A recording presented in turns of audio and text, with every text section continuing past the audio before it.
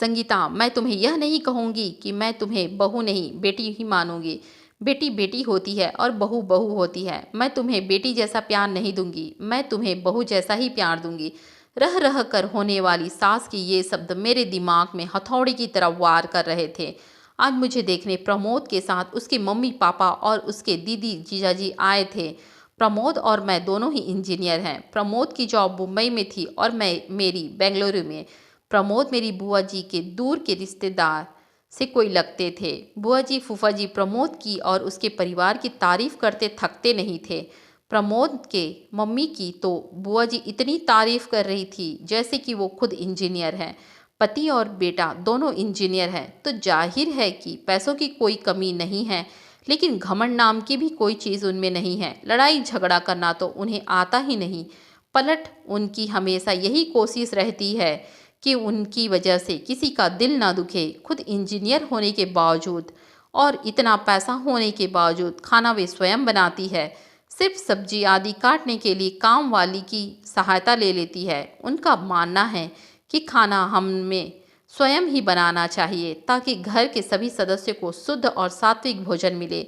इतनी तारीफ सुनकर मुझे मन ही मन लग रहा था कि यदि यह संबंध हो जाता है तो मैं अपने आप को बहुत खुशनसीब समझूंगी, क्योंकि कहा जाता है ना, पति पत्नी के गुण नहीं मिले तो चलता है, लेकिन सास बहू के गुण मिलना चाहिए, तभी वैवाहिक जीवन सुखी रहता है। यही सोचकर मैं मन ही मन खुश हो रही थी कि मुझे बहुत अच्छी सास मिलने वाली है। लेकिन आज जब उन्होंने बहू जैसा प्यार देने की बात कही तो वो बात किसी के भी समझ में नहीं आ रही थी।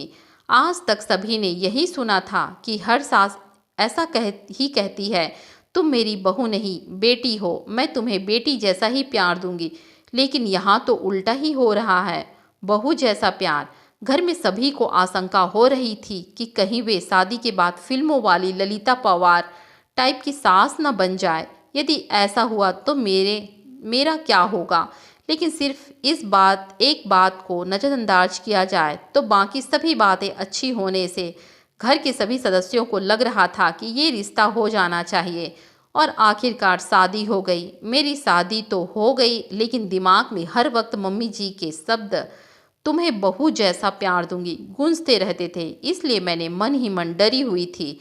मैं प्रमोद से इस बारे में बात नहीं कर सकती थी, क्योंकि मुझे डर था कि कहीं प्रमोद यह न समझ बैठे कि शादी होते से ही मैंने मम्मी जी के खिलाफ उसके कान भरना शुरू कर दिए। इसलिए मैं मन ही मन फैसला कर लिया था कि मैं अपना हर काम इतना परफेक्शन से करूंगी कि मम्मी जी को शिकायत का मौका ही नहीं मिलेगा।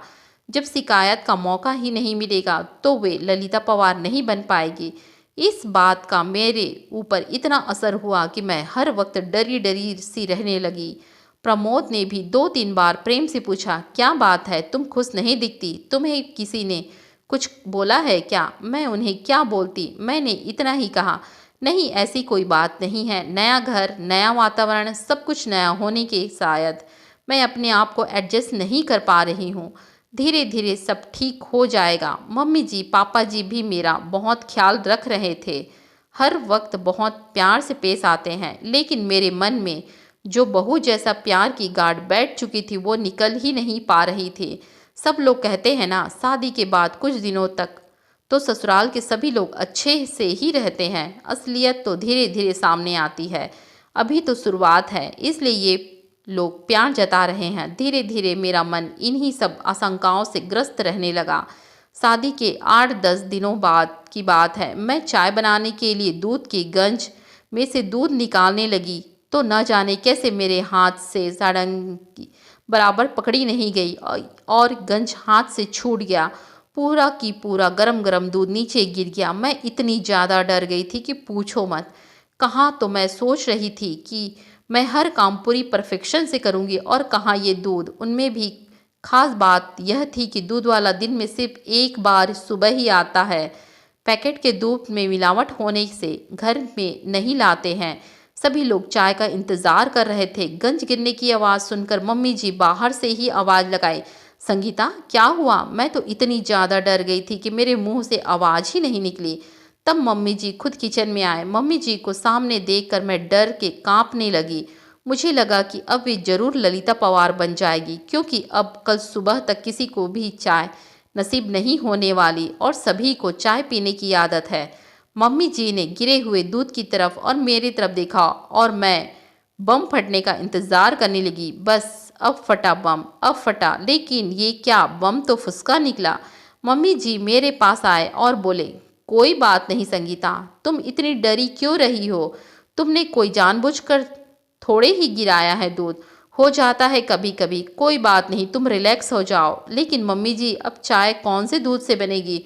दूध वाला तो कल आएगा, मैं अभी पैकेट का दूध बुला लेती हूँ। लेकिन आपने ही तो कहा था कि अपने यहाँ पैकेट का दूध नहीं लाते।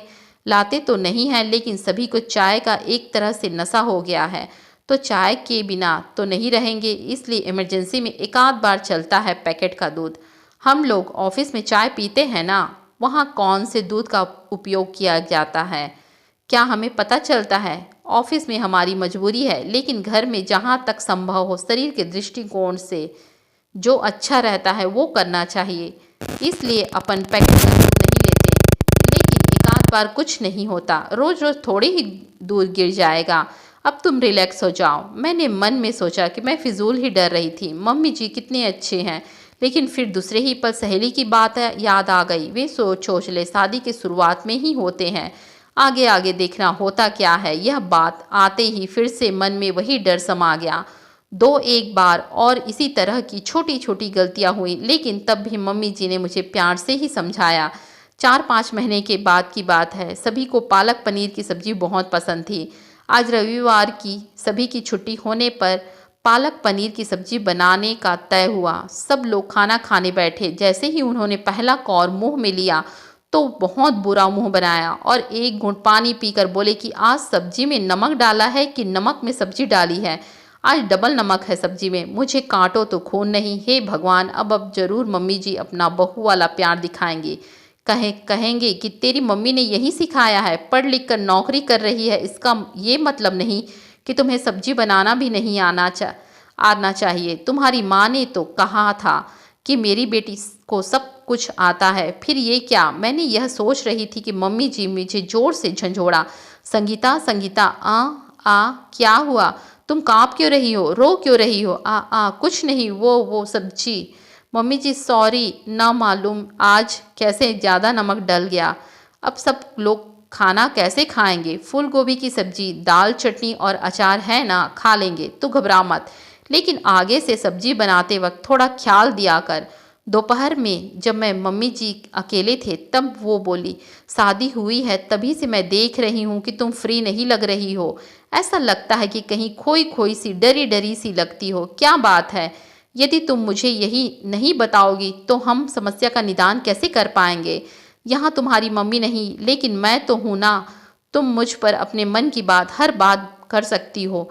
इतने प्रेम से बोलने पर मैंने अपने आप को रोक नहीं पाई और रोने लगी। उन्होंने मुझे अपनी बाहों में भर लिया। अब बता क्या बात है? मम्मी जी, जब आप मुझे देखने आई थी तो आपने कहा था ना कि आप मुझे बेटी जैसा नहीं बहू जैसा प्यार करेंगी। हाँ कहा था, तो बहू जैसा भी कोई प्यार होता है क्या? बहू की छोटी से छोटी गलती पर भी उसे इतना प्रताड़ित किया जाता है मानो उससे बहुत बड़ा गुनाह हो गया हो। इसलिए मुझे लगा कि आप मेरी छोटी से छोटी गलती पर भी महाभारत रचेंगी, इनको मेरे खिलाफ भड़काएंगी। इसी सोच के चलते मैं हर वक्त डरते हुए रहती थी कि मुझसे कोई गलती नहीं होनी चाहिए, मुझ पर नाराज होने का कोई मौका नहीं मिलना चाहिए। सच बताऊं तो आज तक मुझसे जो भी गलतियां हुई वो इसी घबराहट के चलते हुई। लेकिन मेरी एक बात समझ में नहीं आई, बहू जैसा प्यार कहेंगी? ऐसा कहने पर भी आपने आज तक अपना सासूपना नहीं दिखाया, मुझे डांटा भी नहीं। फिर आपने ऐसा क्यों कहा कि आप बहू जैसा प्यार करेंगी? अरे पगली, मुझे नहीं पता था कि तुम मेरी इस सादी सी बात को इतना दिल से लगा लेगी। एक बात बता, क्या कभी तूने किसी माँ को अपने बेटी से यह कहते सुना है कि वो उसे बहू जैसा प्यार करेगी? नहीं ना। जब हम बेटी को बहू जैसा प्यार नहीं करते तो बहू को बेटी जैसा प्यार क्यों करते हैं?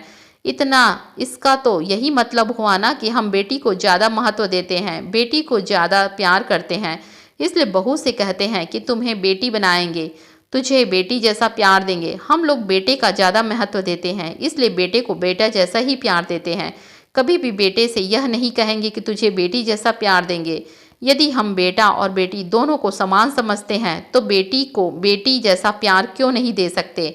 मेरी नज़र में जिस तरह बेटी का अपना एक अलग अस्तित्व है, उसी तरह बहू का भी एक अलग अस्तित्व है। मैं बहू को बेटी से किसी भी मामले में कम नहीं समझती, इसलिए मैंने कहा कि मैं तुम्हें बेटी जैसा नहीं बहू जैसा प्यार दूंगी। मुझे क्या पता था कि तू उसका गलत मतलब लगा के वह बात दिल को लगा लेगी। चल अब आंसू पोंछ, नहीं तो मैं सचमुच में फिल्मों वाली ललिता पवार बन जाऊंगी। उन्होंने यह बात इस अंदाज में कही कि हंसते हंसते दोनों को बुरा हाल हो गया। आज मुझे पता चला कि बहू वाला प्यार भी होता है।